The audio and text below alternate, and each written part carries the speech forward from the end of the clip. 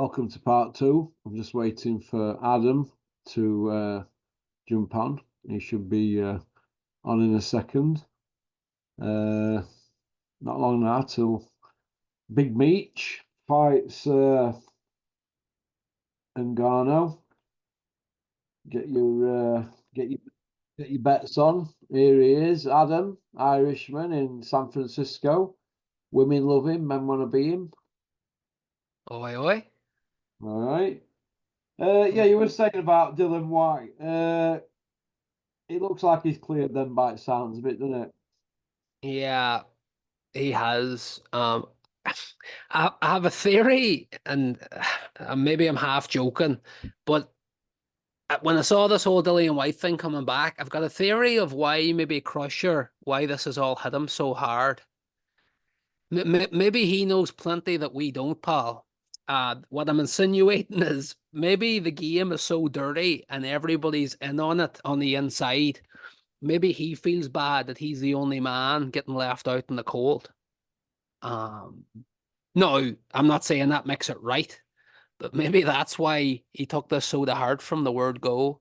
Or look, maybe not. I don't know. It's look, say what you want about Dillian White, but you know, Conor Ben and that whole debacle, they could take a leaf out of the way White and his lawyers have handled this. However they've handled it, I don't know the details, but it makes the whole Conor Ben scandal look all the worse, doesn't it, man? Yeah, it's a bit of a mess now, isn't it? It's do you know what? Fans who email in and leave comments and who I speak to, they're like, well, they're of the opinion now. Well, everybody's at it, and they're not really bothered now. Just let them fight. It's at that mentality now because the built themselves up that big, they become bigger than the sport. Some of them, there's an handful of people in boxing who basically fight who they want, get ranked where they want, get paid what they want, and do what they want. And there's an handful, isn't there? You know, you're dealing with Tyson Furies, Joshua's, your Canelos, your Mayweathers. You know, people like that, they just do what they want, don't they? They do.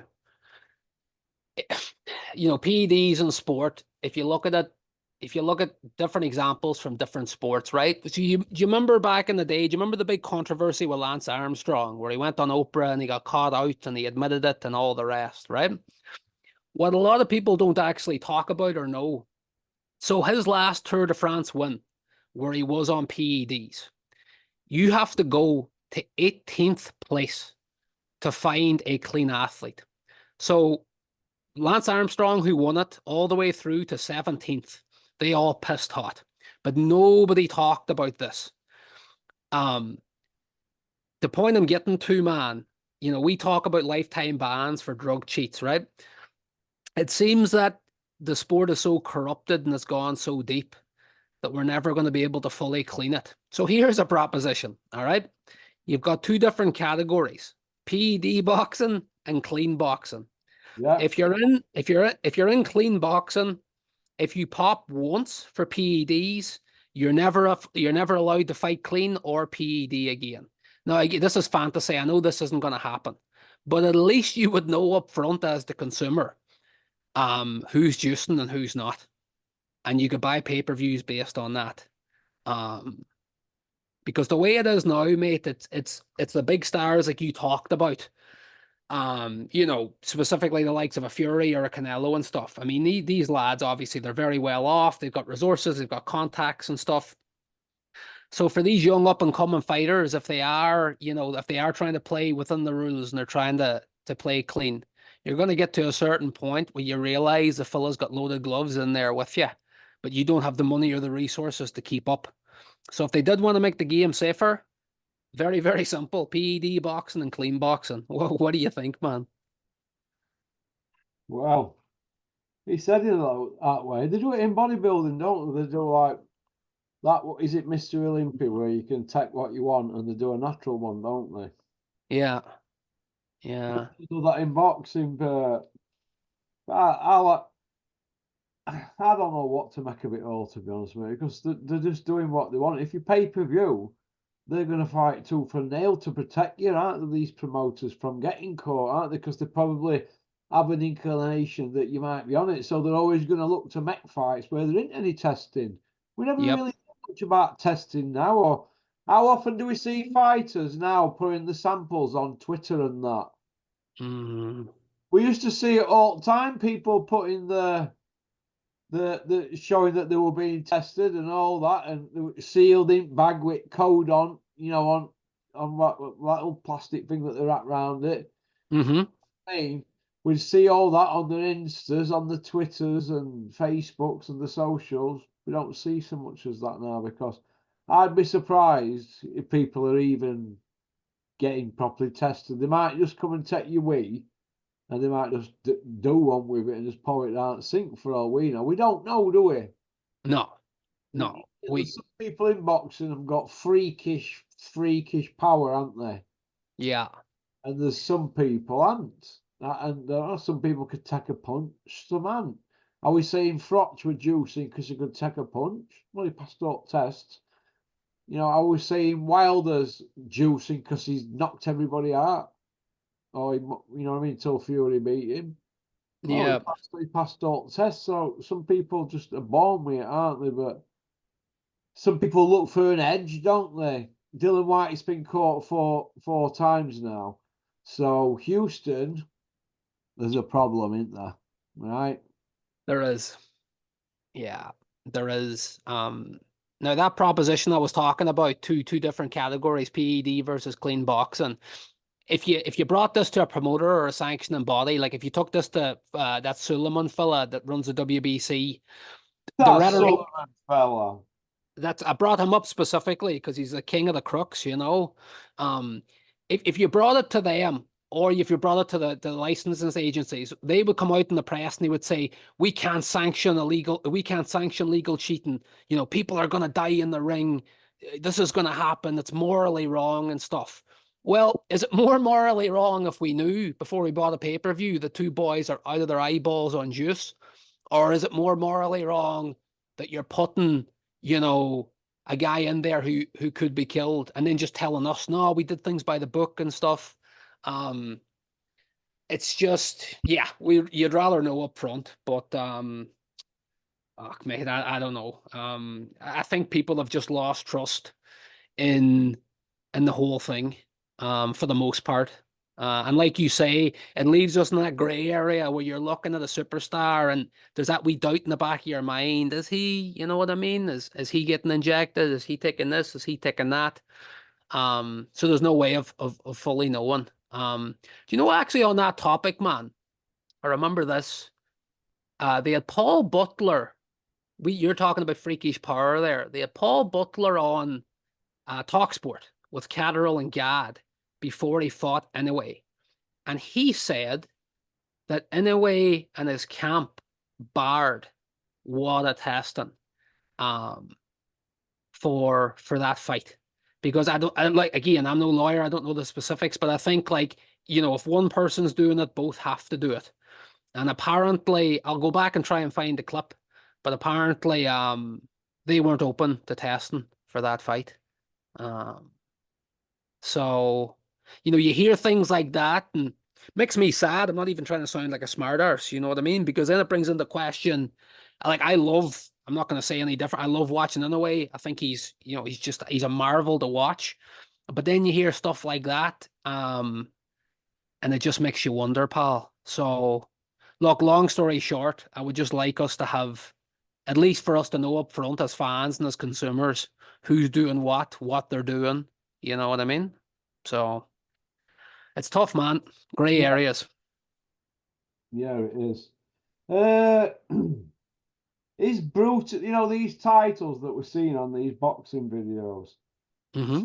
Boggs, brutally honest. Joe Blow, brutally honest. Why is this brutally honest a popular title? Because I'm sick of seeing it. Because none of them can lie straight in bed. Brutally honest. People talking brutally honest in boxing. Do me a favour. They're all going out to bat in media for the mates. We've got that Puppy Parsons with his new YouTube channel. Mm-hmm. Taking daily access. Not going to ask an hard question. Omar, They're all in house, aren't they? Now it's all in house, isn't it?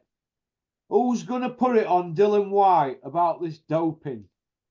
Who's gonna put it on him about the Rivers one? Nobody, are they? Nope. Who's going to put it on Ben about how did clomiphene get in his system? Because isn't it supposed to be you can only inject it?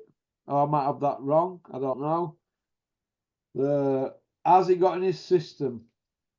Nobody's asked him, have they? No. All right, brutally honest, we spoke about that. Big John Fury, big fighting man, having a loving with Big Meech. Eddie Hill's having a loving with Bricktop, and Spotty Frank having a loving with Queensbury's Cheddar George. What do you make of all that? Everybody's playing Happy Families and George and Mildred, aren't they? Yeah. Little House on the Prairie. It's Right. amazing. It's amazing what a pound note can do for for people's morals, isn't it, pal, and their disposition. Um sorry, just to go back one thing. We're talking about clomiphene. Clomiphene doesn't have to be injected. It's actually, if it's used right, it's a woman's fertility drug that you can take as an oral pill. But the reason male fighters use it is because it restarts after a bout of testosterone or whatever they're using. It restarts your cycles and cleans you out. But going back to Big John, unless maybe I've missed a bunch of interviews. I know obviously Tyson's called, AJ a bodybuilder and a bum and all this in the past, but Big John has, at least the videos I've seen, he's been kind of historically respectful to AJ. I think he's always tried to keep that sweet. I did find that loving hilarious. What was the line he said to him? He had a big smile on his face. What did he say? Oh, this could be the finest man in boxing or something. Wasn't that it? I thought he said, "Pop, pop, bang! Give me them belts back that you stole, you bum." So he could have. I remember hearing him before. He said, AJ's a hard-working young man. He's done well for himself. But no, he usually keeps that for after the fights, like he did with Jake Paul. He was very complimentary of Jake Paul after Tommy beat him. Um, Look, if you're gonna spread this hard man persona, hardest man on the roads, all this dig out frotch, at least for your image, you shouldn't be strolling up to AJ when the cameras are flashing, shaking his hand and paying him compliments and Little stuff. fanboy Adam, wasn't he? No, it was brutal. Um, especially if you think, at least what he's telling people is he wants Tyson to fight him and everybody wants to see that fight. I'm not saying you need to go up and spit in his face and call him X, Y, and Z and be a sicko about it. But I mean, going up and a hug and this might be like finest young man in boxing. I mean, what is he endorsing him as a president or something? I mean, it just, man, it doesn't fit the hunk narrative. No need for it, We'll no end need it on for it. this. We'll end it on this then. Big John Fury, big fighting man. Crawl out, big Meechers, ringer. Pop, pop, bang. They're Uh, all like, moving on then. Have we heard out from Bamba Gascoigne this week, aka Isaac Lowe, the Lowster? What's he on with? Deliverance. I'm not too sure. Did he put a post out last week saying he will put in 126 and 126 pound to £135 divisions on notice? Oh no, yeah, I've heard that one before. Look, pal, talk is cheap. And you talked about brutally honest earlier, all the titles. Talk has never been cheaper in boxing than it is today. Actions speak louder than words. Get in there, start putting a few wins together, be consistent, be fighting twice a year minimum. That's how you put people on notice. So I don't know. We'll see. Like I said, actions speak louder than words. I'll believe it when I see it. Um, but sure, look, most people are at this, this is gonna happen, that's gonna happen. Just boxing's complicated, but it isn't complicated at the same time. If you want fans to like you and you want to keep yourself relevant, do it in the ring. You know what I mean? Stay consistent, stay busy. It's a very, very simple formula. Obviously, people get injured, but that's how you should be staying in people's rear view. But sure, now with social media and the way we've gone today, mate, it's brutally honest with this fighter, and this guy's calling this guy out, and this guy wants to fight with this guy's dad, and it's bullshit, you know? Yeah, it's a load of old hogwash, isn't it, mate? Yeah. Um, but that's where the game has gone with all the cameras and all the YouTube channels, and it's likely going to get worse before it's going to get better, mate. Um, I wanted to ask you something actually. When we're on the topic of actions speak louder than words, have you been following Ryan Garcia and the Haney build up? You've been following any of it? Just about to ask you about that. Do you think Garcia's head's gone? Bro, he's a broken man. He's a broken man. Think And Tank got him in. not even, man. You and I talked about him previously, and before he announced it, we talked about. I thought he had only 3 or 4 fights left, and then he obviously came out and said it in the first presser. I don't even think it's Tank, man. I mean, I think that didn't help. Um, I just don't think he has it between the ears, and I think he made a fool out of himself this week. I mean, the two boys have been doing the rounds around America. They've gone on like podcasts and radio shows and all this. There was one radio show where I'm pretty sure Ryan Garcia was drunk. Um, so that's one part of it. I mean, then he's up on stage saying, just to clarify, I don't do cocaine, I smoke weed and I drink and stuff, and why, like, who do you have to prove that to? Why are you saying that? um I think Haney has him rattled. um I think, yeah, mate, the long and short of it is I Come don't a think he's gimme, can he really? And he's a bit like a Conor Ben type, isn't he? a Guessing. little bit. Yeah. Yeah, man, a little. I mean, I think, you know he beat Haney 3 times in the amateurs. That's true. He's always been dependent on that left hook. I don't think he's improved much since. I've only seen clips of him in the amateurs. But he beat Luke Campbell. He got up off the canvas, and people were like, "That's his coming out party." I mean, he's only regressed since. I think he's got his feet in too many ponds. I think he's in on the social media, and he's in on this, and he's in on that. Um, I think if the Haney fight does happen, I think if Garcia doesn't bottle it, I think it's an easy night's work for Haney. Um, and then I think, yeah, Garcia's got 1 or 2 more, man, and he'll pack it in. I just don't think he's a stomach, the gonads or the brain for it. So we'll see. Yeah. Yeah. We will. We will.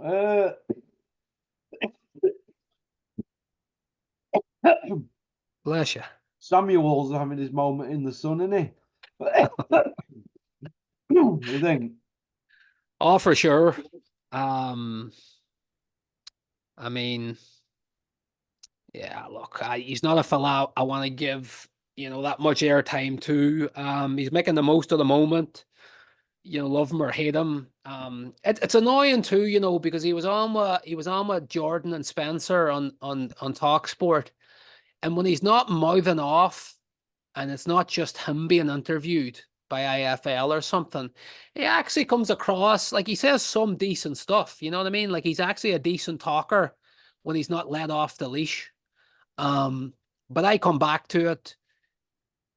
He's getting paid to do his job. That's it. But he sells it as, he's on the road to Damascus, and he's walking through the desert with no water for 40 days. He's sitting on his phone. He's sitting on his computer. He's being interviewed by IFL and the rest of the bunch.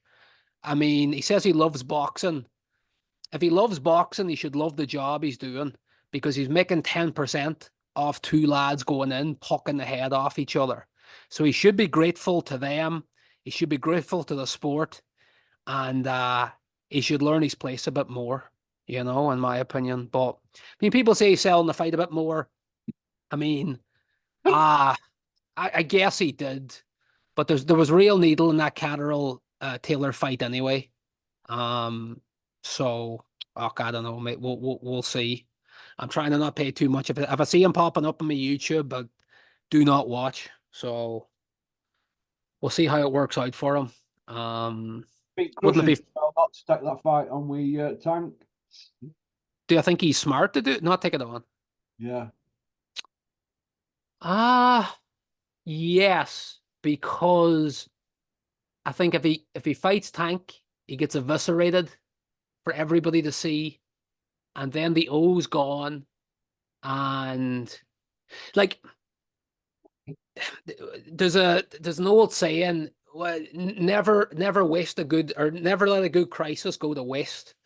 Um, so the only silver lining that could come out of this whole Crusher situation for him and for Eddie Hearn is, it's like the Floyd Mayweather effect, where people were tuning in because they loved how good he was at boxing, but then the other half were tuning in because he wanted to see him get sparked out.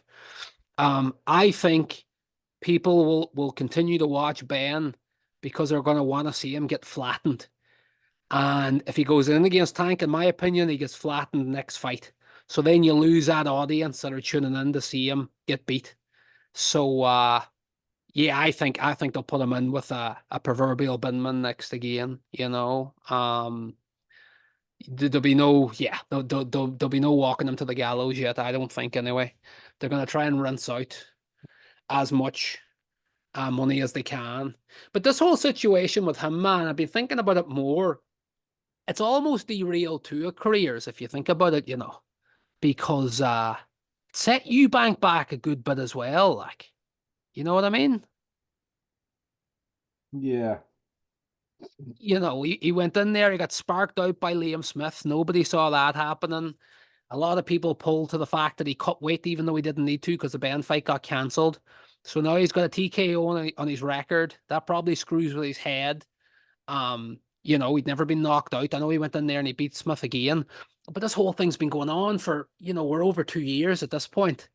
Um, so it's definitely set Eubank back as well. So I think it's more than just Crusher feeling the effects of it, man. What do you think? yeah, yeah. I agree. Uh, Sonny Edwards. He's not happy with matchups across all divisions, from small guys to big uns, and he's come out and been outspoken about it. So I'm going to tip me hat to Sonny Edwards for that. Yep. It's not often a laminate holder will come out and say that, is it? No, it's not. I know it hasn't been confirmed yet, but there's talks that he wants to get in there and dance with Bam Bam again, which if it does turn out to be the truth and they do get in there again, got nothing but respect for Edwards.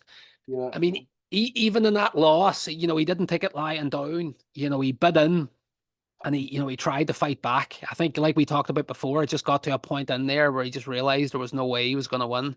So if he gets in there again, massive respect to him.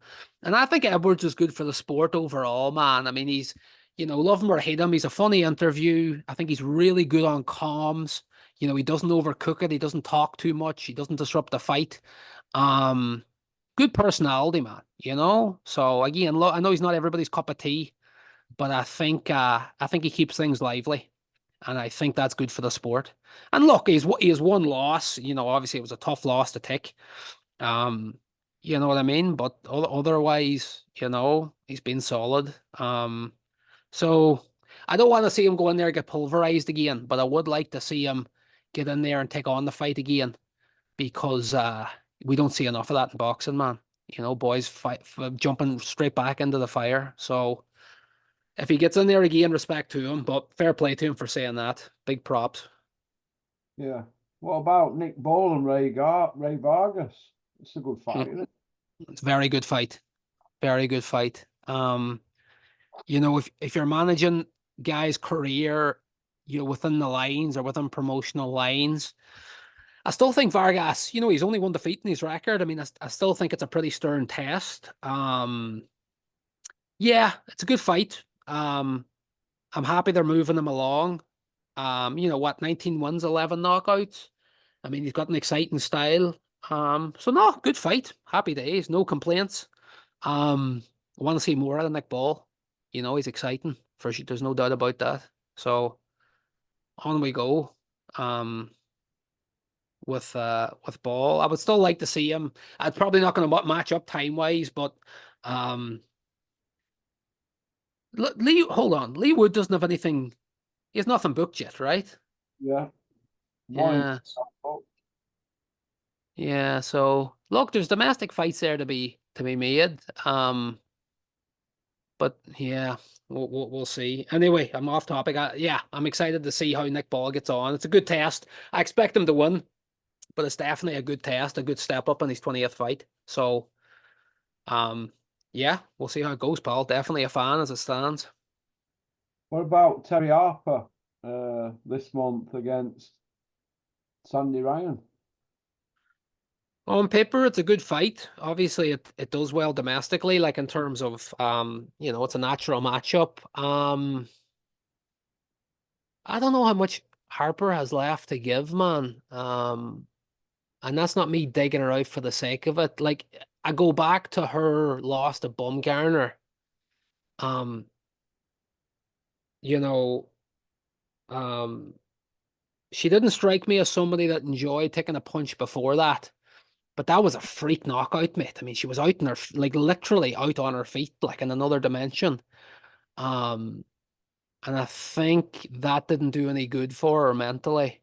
Um, so I don't know. I mean, look, I'll watch the fight. I think it kind of it's a bit of a crossroads for both of them. Um, but I don't know what the odds are for that fight.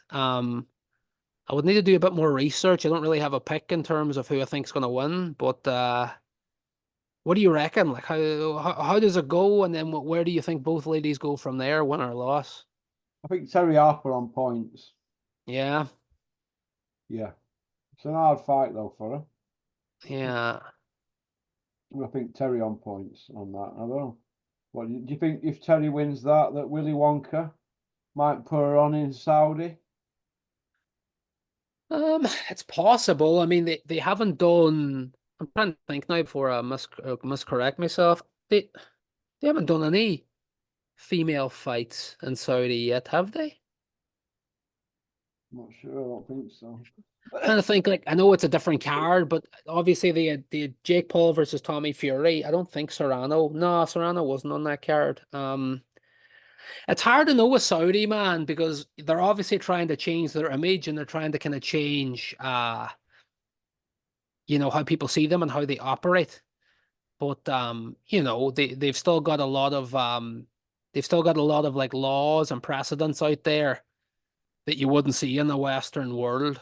Um, so I don't know how open, like I mean this, like I genuinely don't know on how open they are to female boxing and putting that on a big card and stuff. I mean, look, if they want to grow the sport and they have the best man in the world to do it, in my opinion, and Joe G out there, they're going to want to open it to the masses. So I would definitely like to see them kind of take up female boxing, because things are moving in that direction. I mean, put it this way, if they want people to see them as more Western, you know, female boxing kind of has to be on that postcard. So we'll see. But I think if they are going to start it out there, look, the Saudis do things big. They're going to want a blockbuster fight to kick it off. And I mean, in the female game now, what blockbuster matchups do you have? And obviously, there's some domestic. You have Katie Taylor, Chantel Cameron, but they're talking about that's already booked for Ireland and the UK. Not already booked, but that's what they're saying. So do they get Clarissa Shields out there? Like, do they try and get her to do a rematch with Marshall? Or, I mean, bar that, who else does she fight? It's an interesting one, man. It's definitely interesting. Yeah. Like to see how they go. What about these rematch clauses that they keep putting in for mandatories? Do you think somebody's going to make a stand on this? Some of these commissions soon. Um, I hope they do. Um, Look at this Usyk Fury. They're locked in for a rematch, aren't they? What about all the belts? yeah, How much longer are these kids parked up? Joyce were waiting for his shot, got impatient, jumped in with Zhang, and now look at him. He's fighting Cash Ali, who's just been beat by a journeyman. yeah. No, I think there should be some sort of criteria. Like for example, if it was if it was a 4 belt unification or 5 belt, if you want to, be technical about it with a Ring magazine, if it's for all the marbles, I can see it. Now, I don't agree with it in the exact case of Fury Usyk because it's been cancelled twice, and like you say, the belts and stuff. But when Crawford and Spence were doing it for all the marbles, I didn't mind the rematch clause in there because I thought it was going to be a much closer fight than it was. I thought Crawford was going to win, but I thought it was going to be relatively close. I didn't think it was going to be a massacre. Um, but I think if it's like one belt on the line, something like that, I don't think mandatory should be a thing. You know, we talk about the sport growing and keeping going in a positive way. You know, it should be winner stays on. You know, how many divisions do you see being held up either because of rematch clauses or if you look at Canelo with 168, um, just because things aren't moving. So I think rematch clauses, man, clog up the sport. So I think they should only be permitted in very special circumstances, i.e., um, if it's for all the belts, something like that. Um, but yeah, in most cases, man, get rid of them. You know what I mean? It just clogs up. If you look at it on paper, it usually takes 2 years for those two fights to happen. 2 years is a lifetime in boxing, pal. So put them in the bin. Yeah, I'm surprised Green Chair AD Alapido hadn't done a video on this regarding who's going to be the next big noise in heavyweight division, because obviously Tyson Fury and Usyk, they're going to battle it out to see who's main man, but they haven't got long left. Joshua's not got long left, so who do we see emerging as the next big thing? And like I said, the man in the green chair's not done a video about this or mention it, so I thought I'd throw a few names in mix. Zhang, Parker, Bacoli, Anderson, Sanchez. Just them five there to start. Mm-hmm. Zhang's no young spring chicken, is he? No, sir. Parker's miles on clock, ain't he? Yep. Right. Bacoli, jury's out. Anderson and Sanchez, the jury's out. Between them three, the best wins Yoka, who were a novice at the time. Right. So it's none of them five. Who else? Wilder's finished. Who else is there? That's what Dubois. I'm saying. Yeah. Dubois, you'd say jury's out on Dubois, wouldn't you? Yeah. No, absolutely. Fabio Wardley's from White Collar. It's Big Freeze. He's not even at that stage where jury's out. He's like Johnny Fisher, novice, aren't they? Yeah. You're kind of praying, or the sports praying for the likes of that Yellow Love fella coming through. We need more destroyers. But I think this is a larger issue, and you and I have talked about it before, man. Um, they do a very, very good job in the UFC of keeping things fresh. You know, it's almost a conveyor belt. Now, how do they accomplish this? The best fight the best. Um, but like I said, it keeps things fresh. You know, if you look at Hills and Joshua specifically, you know, he's trying to rinse every last nickel out of that AJ train. And Yeah. I think it slows down his stable, it slows down the sport, and it's just going to leave things stagnant. You know, say what you want about say what you want about Bricktop, but you know, it was shrewd signing what the hell's the young fella's name? Coming through. No balls of a toe, man. That's it, Latoma. Sorry, it was escaping my mind. You know, that's a sign for the future. Obviously, no, he's a whatever prodigy or whatever, but you need to keep things fresh. We talk about the Bob Fowler. Um, you know, he's trying to keep things fresh. No, look, maybe Hearn's a couple of steps ahead. Maybe he thinks that, like, you know, after AJ retires, he wants to move into the different divisions, he wants to move down lower or whatever. But even still, you know, we need to get better. The sport needs to get better at keeping a fresh crop coming through. I know Terry's big on Jared Anderson, man. I'm not saying he can't be great, but he's very susceptible to the left against Big Charlie Martin. And the same, I can't remember. It starts with an R. His last fight, I can't remember the fella's name off the top of my head, but I was watching it here in the house, and he was getting hit with the same shot, man. Um, Again, I'm not saying he doesn't have potential, but he's showing fundamental mistakes against, you know, in Charlie Martin, a fellow that AJ iced, and then against like kind of a hand-picked opponent.